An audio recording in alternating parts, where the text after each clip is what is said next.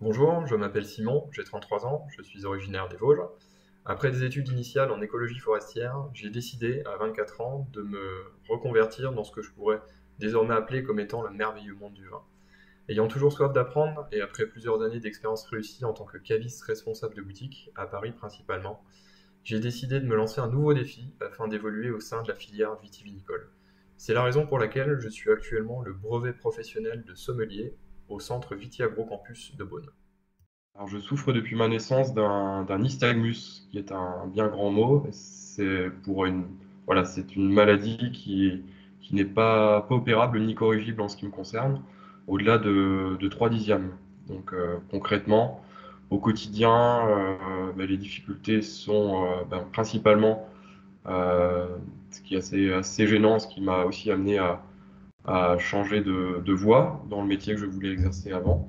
Donc l'impossibilité de passer le permis de conduire, l'impossibilité de rester plusieurs heures derrière un écran d'ordinateur, également des soucis d'orientation et de déplacement dans l'espace, et aussi une fatigue visuelle, et puis voilà, toutes les tâches qui demandent une précision qui peut paraître, on va dire, assez sommaire, sont, voilà, tout ça sont des soucis pour moi.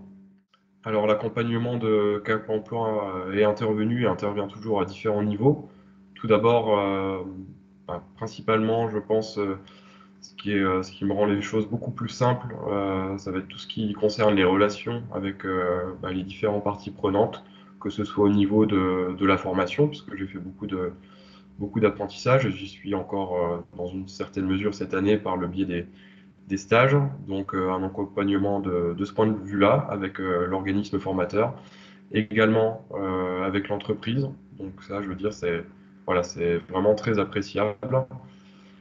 Ensuite, un second niveau, un accompagnement financier, tout le montage des dossiers pour pouvoir bénéficier d'aide, que ce soit pour la formation. En ce qui me concerne, ça va être des équipements euh, qui vont me faciliter la vie d'un point de vue visuel. Donc, par exemple, là, je viens de recevoir un écran d'ordinateur plus gros, un plus gros clavier, une loupe vraiment, une petite loupe de main, une loupe très performante pour avoir plus facile de lire des documents en version papier. Donc voilà, ça peut être également comme je l'ai pu l'avoir par le passé aussi, des aménagements de poste, donc avec un écran d'ordinateur plus gros sur le poste de travail. Au niveau financier également, des aides à la mobilité. Et enfin, un dernier volet de l'accompagnement serait aussi un accompagnement moral, puisque c'est normal, des fois il y a des moments de doute, de remise en question, voilà, des passages plus ou moins bien ou pas bien. Et donc ma conseillère, elle est aussi pour me remonter le moral, me rebooster et voilà, aller de l'avant.